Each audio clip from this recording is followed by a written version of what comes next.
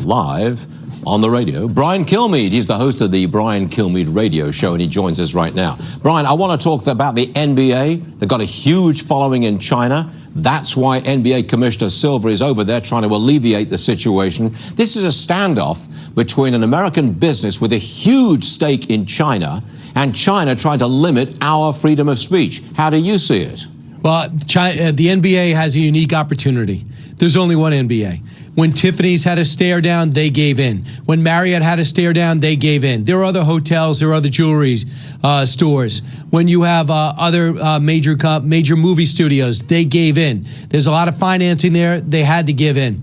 Now, with the NBA, there's only one NBA. Nobody wants to watch the Chinese Professional League. Nobody wants to watch the European League or the Greek League. There's only one NBA, and it's been sold there since 1983. On top of that, they have about 700 million basketball players. So they need the NBA. They work with each other. And the NBA's got to stand up and say, I love that you like our product, but you will never curtail our freedom of speech. And Adam Silver, I got to give him credit. The commissioner is saying something the coaches aren't and the players aren't. He says, we will not put ourselves in a position of regulating players, employees, and team owners. They can say what they should say and they should not say on issues. It's inevitable that people around the world, including America and China, will disagree. It is not the role of the NBA to bring up those differences. He is not backing down, but this is billions of dollars, and they've already canceled games and appearances. This could get worse, but it shows you what's at stake, Stuart, with the 12th round of negotiations taking place today in America with China. It's the principle of free speech for Americans. But let me turn this around. If I was an executive with a big American company which has a huge business in China, frankly, I would keep quiet. I would just keep my mouth shut, because if I said something wrong, my shareholders could get hit by what China does to my company. You understand where I'm coming from here? So you're upset with the general manager of the Houston Rockets? Not upset, but you said you don't like what he did. No, I'm by saying speaking up for the people of Hong Kong. If I was in that kind of position, prudence would suggest that you be quiet. Okay.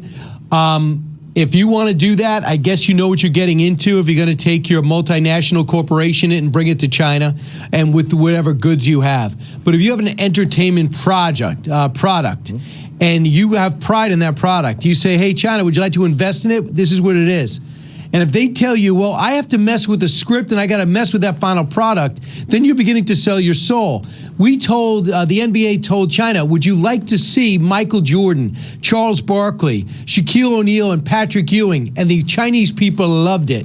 And now when you speak out because the people of Hong Kong are being oppressed and Taiwan's constantly under threat, and when you have Tibet or Muslim Uyghurs who are being put into concentration camps, and you speak out, now all of a sudden you have control of that entertainment product? I mean, what do you stand for as a player? The same players, by the way, the NBA players, to take it a step further, that wore shirts that said, I can't breathe, and hands up or shoot, and were so condemning of President Trump, now you can't get a word out of them, from Steve Kerr to Popovich in San Antonio, to comment about the oppressive communist China. Oh, I don't really know what's going on. Well, did you really surround yourself with the issues with President Trump? You're willing to give a knee-jerk reaction after a practice one day, but now you need to surround the issue and maybe consult with your foreign policy advisor before talking to a sports reporter.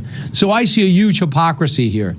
You know what, Brian? I think you got a pretty good point there, lad. You really do. You do. That was a very forceful argument and very well put, Brian Kilmead. Maybe I'll rethink my position. But then again, of course, I'm not a senior executive with a big American company that does business in China.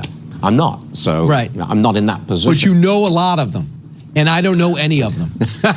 Yes, you do. All right, Brian. Afraid we're out of time. I've got to get back to this big